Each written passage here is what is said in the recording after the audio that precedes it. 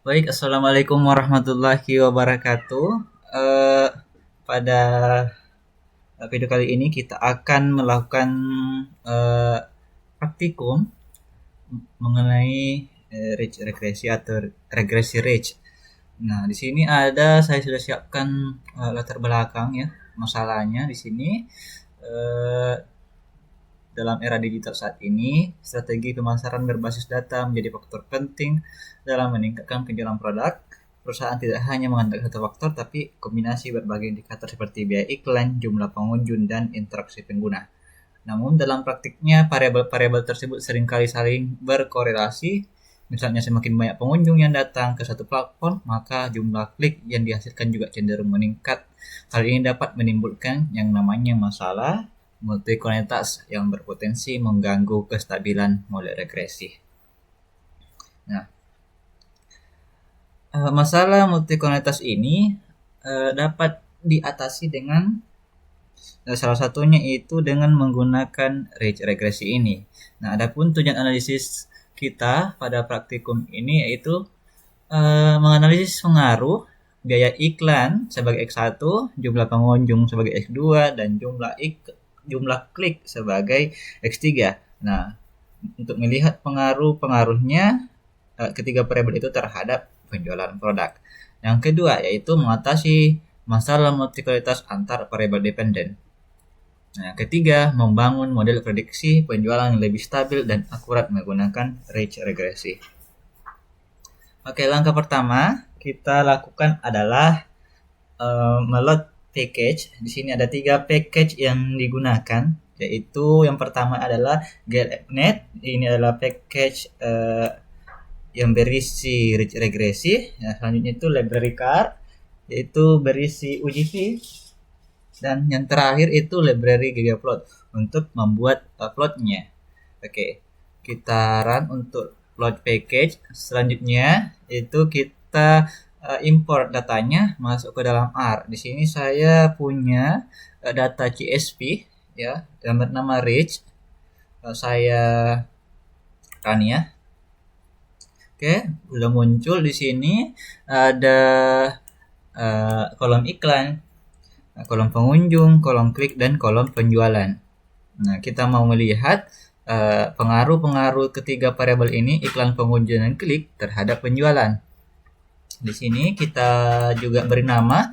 Untuk X1 itu adalah data iklan, X2 itu data pengunjung, X3 itu data klik, dan Y itu adalah data penjualan. Nah, sudah tadi kita run.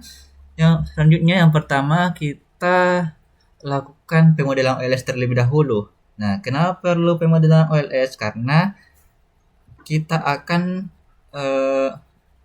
ngecek atau ingin melihat apakah variabel X1, X2, dan X3 ini terdapat masalah multikonektivitas. Oke, kita run di sini ya, untuk model OLS-nya kita gunakan fungsi ln, y dipengaruhi oleh X1, X2, dan X3. Jadi kita lakukan fungsi summary untuk melihat ringkasan dari modelnya kita. Oke, kita sudah lihat di sini. Ya, sudah dilihat di sini bahwa X1, X2, dan X3 itu berpengaruh signifikan terhadap penjualan karena semua variabel-variabelnya itu signifikan. Yang dimana semuanya ini p-value-nya di bawah dari 5%. Dan juga semuanya ini berpengaruh positif karena nilai estimasinya ini semuanya bernilai positif. Oke, selanjutnya kita lakukan uji multikonektivitas. Nah, di sini kita peroleh untuk X1 itu nilai PIP-nya itu 1,009557 dan tidak ada masalah multikonektivitas karena di bawah 10. Sedangkan untuk X2 dan X3 ini terdapat masalah multikonektivitas karena berada di angka di atas 10. Makanya kita dapat menggunakan ridge regresi ini. Oke. Ya, kita lakukan kita ubah data ini dalam bentuk matriks ya. Karena ridge ini butuh data dalam bentuk matriks. Oke, di sini kita untuk variabel X kita ubah jadi matriks yang dimana kita ambil kolom iklan, kolom pengunjung, dan kolom klik di sini. Oke, sesuai dengan nama ini, iklan, pengunjung, dan klik. Nah, selanjutnya Y itu untuk data penjualan. Kita run. Setelah itu kita lakukan cari base lambdanya. Nah, di sini kita gunakan fungsi cpglmnet. Nah, untuk variabel x dan variabel y yang sudah tadi kita siapkan, ya. Dan selanjutnya ini untuk alfa sama dengan 0. Ketika alfanya sama dengan 0, berarti itu adalah untuk ridge regresi. Tapi kalau dia alfa sama dengan 1, maka itu adalah untuk lasso regresi. Kita cari base lambdanya. Oke. Sudah kita dapat base lambdanya di sini, nilainya itu 23,08532.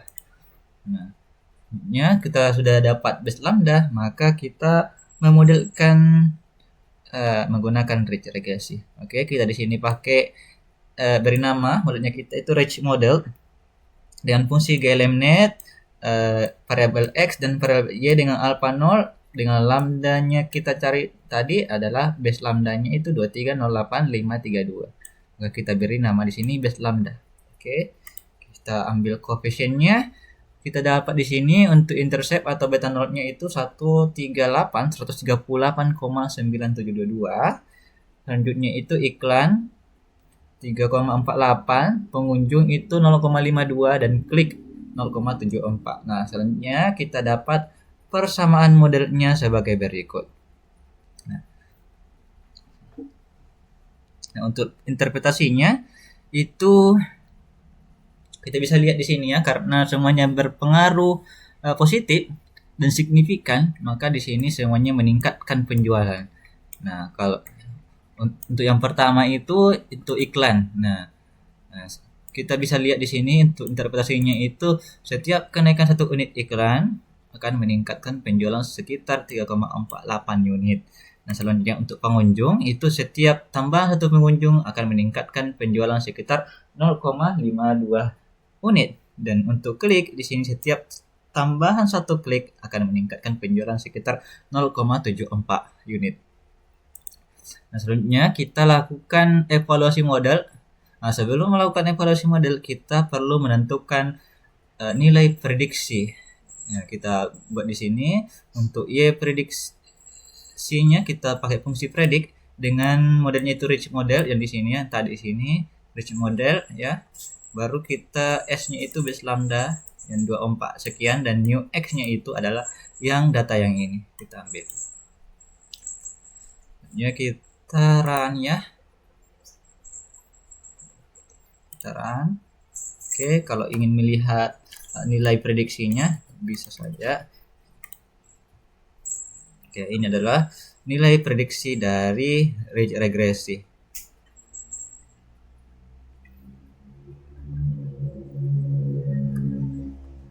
Oke, selanjutnya kita lakukan evaluasi model. Di sini saya menggunakan dua ukuran evaluasi model, yaitu yang pertama root mean square error dan R square. Nah, di sini kita run lagi RMSC itu adalah akar dari rataan Y dikurangi Y prediksi yang ini tadi, Y aktual dikurangi Y prediksi berpangkat 2. Kita dapat itu nilai RMSC-nya itu 52,21647.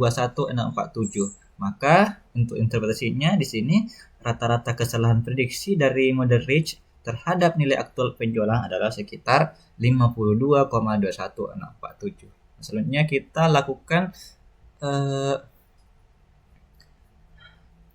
pencarian R square-nya. Di sini kita lakukan secara manual ya, karena ridge regresi di sini fungsi ridge-nya ini tidak menyediakan R secara otomatis. Kita bisa lihat di sini, kita di situ lihat di sini kita dapat cari SSC-nya terlebih dahulu, setelah itu SST-nya dan mencari R square dari ridge-nya. Kita peroleh di sini untuk R square-nya itu 0,958638. Maka di sini ada interpretasinya bahwa model ridge regresi mampu menjelaskan sekitar 95,861% variasi penjualan. Nah, selanjutnya yang terakhir adalah visualisasi dari aktual dengan prediksinya. Oke, kita gunakan plot di sini. Ini adalah untuk delay-nya, baru hasil prediksinya. Ya, kita beri warna titik-titiknya ini berwarna biru seperti terlihat di sini.